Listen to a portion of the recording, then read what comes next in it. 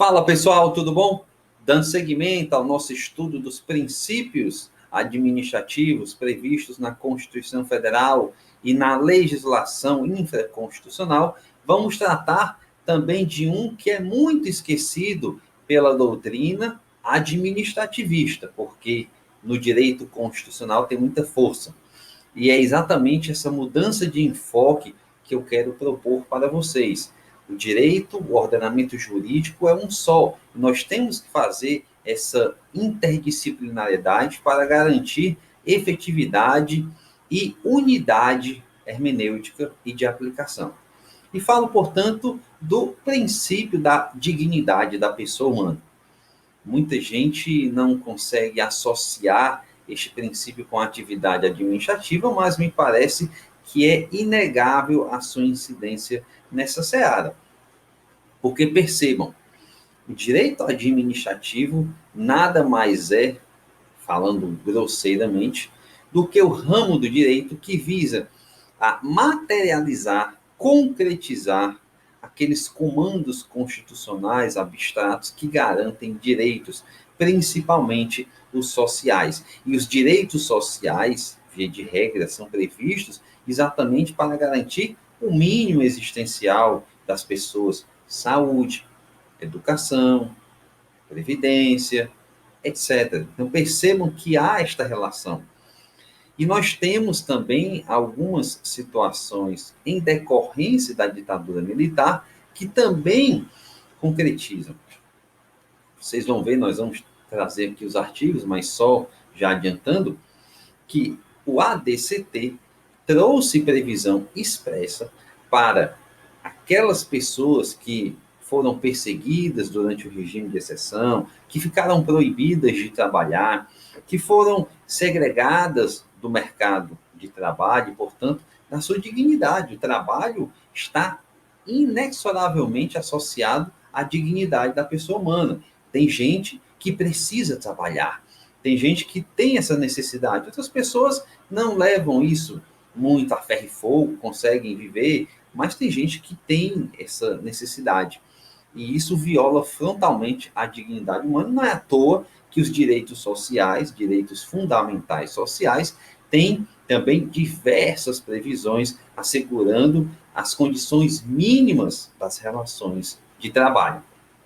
E eu trago aqui, portanto, tá certo? Tem uma citação aí do professor Alexandre Maza, que fala: afirma o postulado da supremacia do homem sobre tudo aquilo por ele criado e enfatiza a obrigatoriedade de observância nas atividades da administração pública dos direitos fundamentais.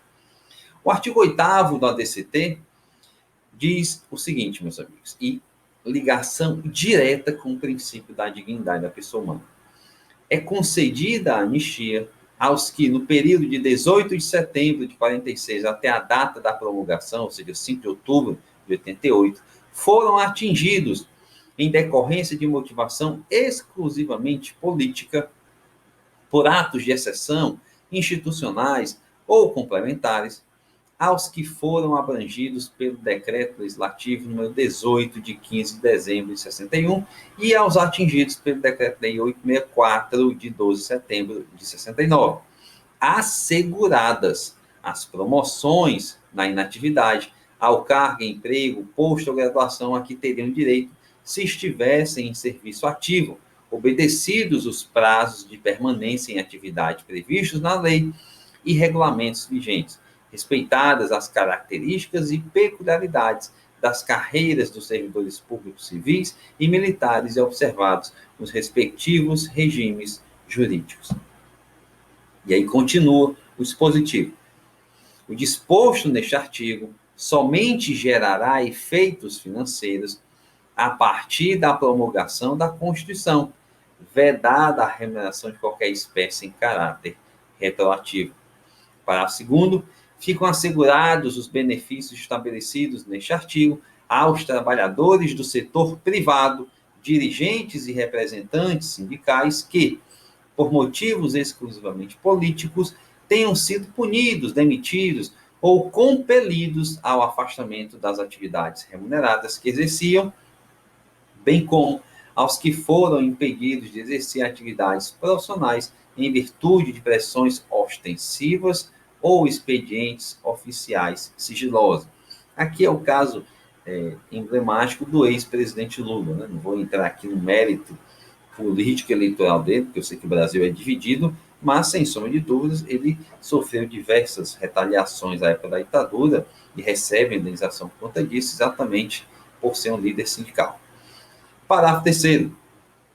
Aos cidadãos que foram impedidos de exercer, na vida civil, atividade profissional específica, em decorrência das portarias tais, será concedida reparação de natureza econômica, na forma que dispuser lei de iniciativa do Congresso Nacional e a entrar em vigor no prazo de 12 meses a contar da promulgação da Constituição. Então, meus amigos, percebam como a Constituição foi, de fato, muito detalhista, muito analítica, para garantir que aquelas pessoas que tiveram a sua dignidade humana violada pela atuação da administração pública, porque o governo militar era a administração pública, fosse minimamente reparado. E nós temos que ficar atentos também à seguinte característica: o fato da Constituição e lei posterior assegurar o direito à reparação econômica não exclui a possibilidade de cumulação disto com uma indenização por dano moral. E nós vamos ver também, exatamente em decorrência da dignidade da pessoa humana, o STJ construiu uma tese, e não há mais questionamento hoje em dia, de que este pedido de reparação econômica e de dano moral é imprescritível quando decorre, por exemplo, de atos de tortura praticados na ditadura militar. Isso porque o texto constitucional fala, né, que os crimes de tortura, etc., são imprescritíveis, e faz-se essa transmutação da imprescritibilidade também para a área civil. Por isso que até hoje diversas pessoas entram com ações e conseguem aí estas reparações. Beleza.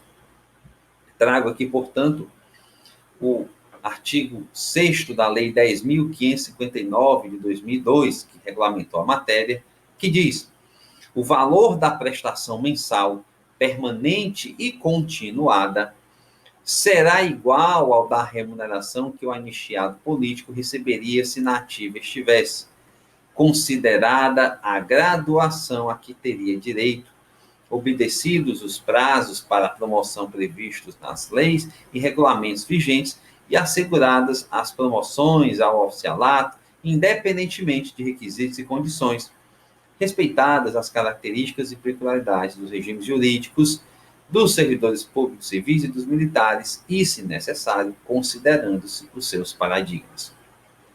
E aí vem, meus amigos, a súmula 624 do STJ, que fala exatamente ser possível cumular a indenização do dano moral com a reparação econômica da Lei 10.559 de 2002, conhecida como Lei da Anistia Política. Beleza?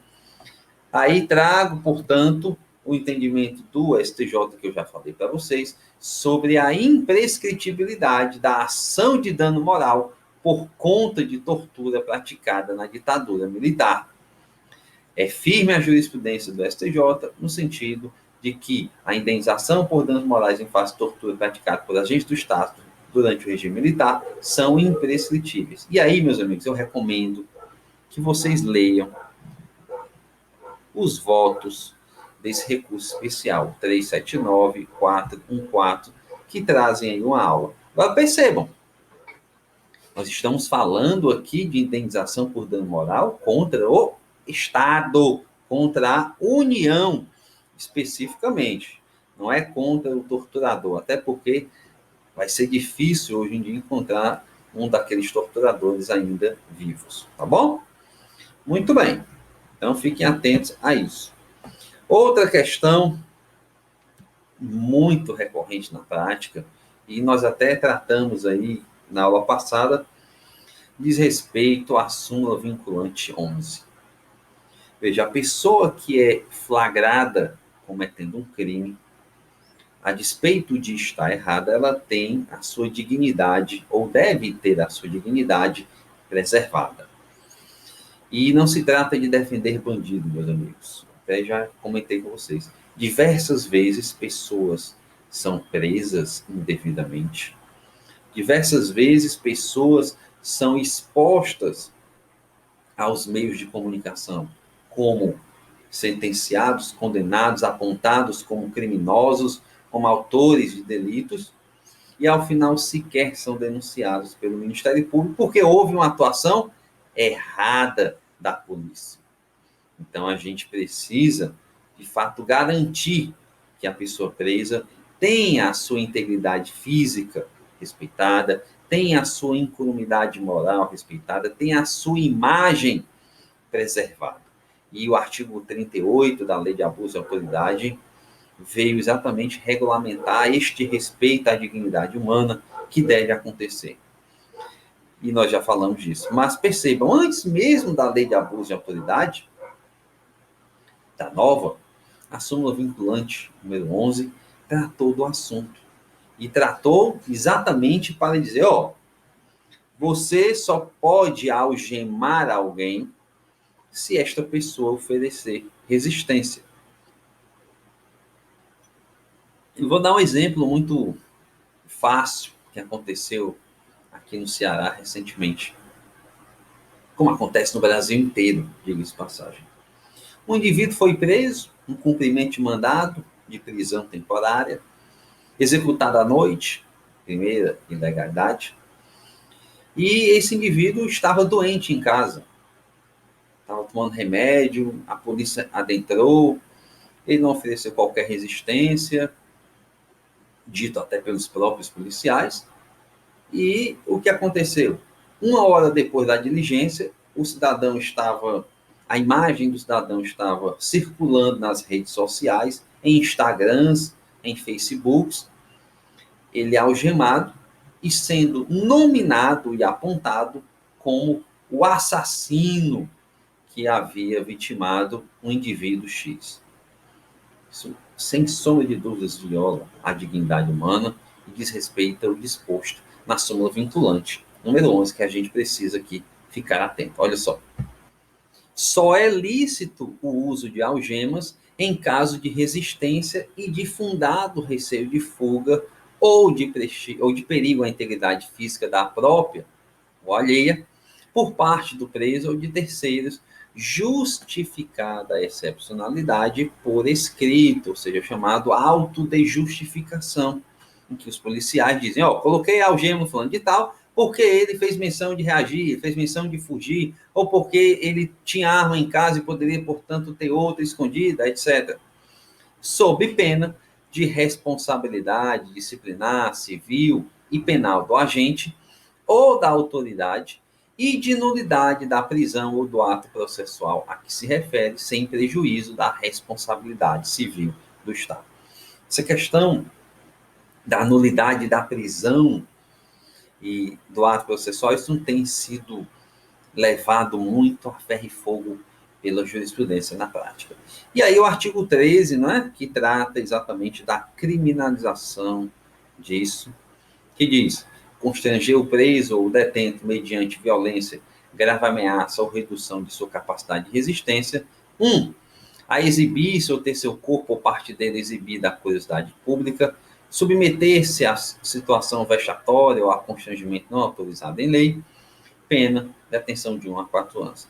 Até fazer um esclarecimento aqui, meus amigos, algumas pessoas mandaram um e-mail para mim, dizendo, professor, mas o senhor está falando muito de crime, isso é apoio administrativo, sim, mas a atividade policial é uma atividade administrativa, meus amigos.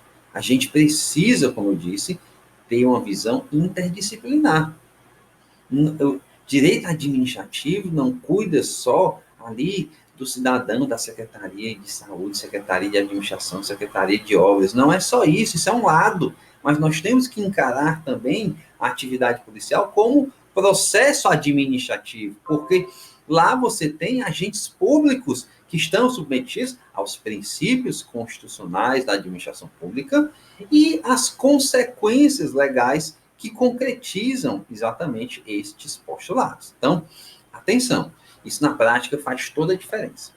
Ok, avançando, meus amigos, nós ainda temos outras manifestações aí jurisprudenciais do princípio da dignidade da pessoa humana, e eu trago, para começar, a súmula vinculante 16, que fala: os artigos 7º, inciso 4º e 39, parágrafo 3º da Constituição, referem-se ao total da remuneração percebida pelo servidor público. O que é isso? O artigo 7º, inciso 4º, traz a garantia, o direito fundamental ao salário mínimo nacionalmente unificado para todos os trabalhadores. E o 39, parágrafo 3º, diz que os servidores públicos fazem jus a esse direito. Parece básico, elementar, mas não é, meus amigos. Eu, por exemplo, assumi como promotor em 2010, não faz muito tempo, 10 anos. E na comarca em que eu assumi, na época, eu e meus 69 colegas contemporâneos, nós constatamos que vários servidores públicos em vários municípios não recebiam sequer o salário mínimo. E havia uma série de subterfúgios. Primeiro, o gestor público muito sabido, de olho no cabresto, no cabide eleitoral dos contratos temporários, fazia: Igor, você é auxiliar de serviços gerais, mas você só precisa trabalhar 4 horas. E eu vou te pagar, portanto, um meio salário, já que você só trabalha meio expediente. E para o outro expediente, eu vou fazer a contratação temporária também de meio salário.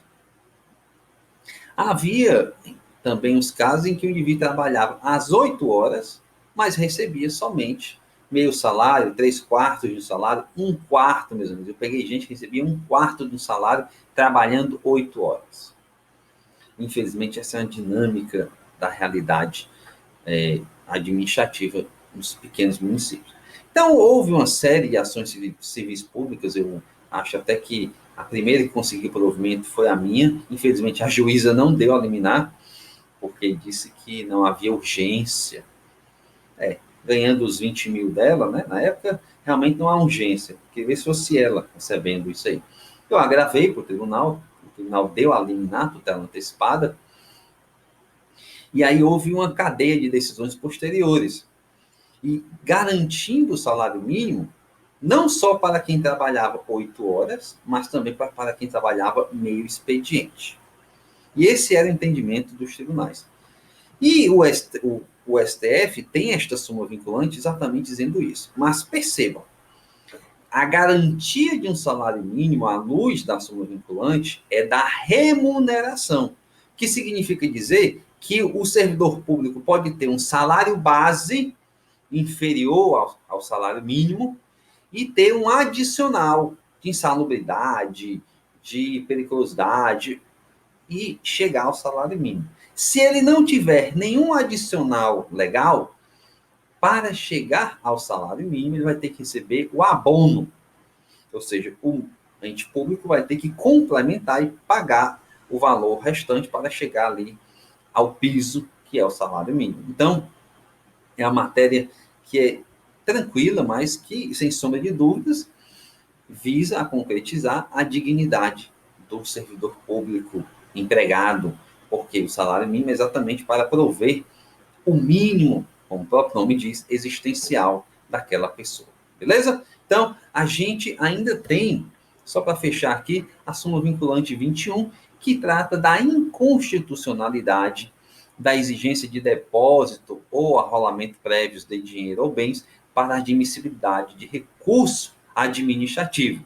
E a gente tem um exemplo muito fácil aí no artigo 268 do Código de Trânsito, que diz que o recurso contra a imposição de multa poderá ser interposto no prazo legal sem o recolhimento do seu valor. Tá bom? A gente continua, portanto, no próximo bloco. Um grande abraço e até lá.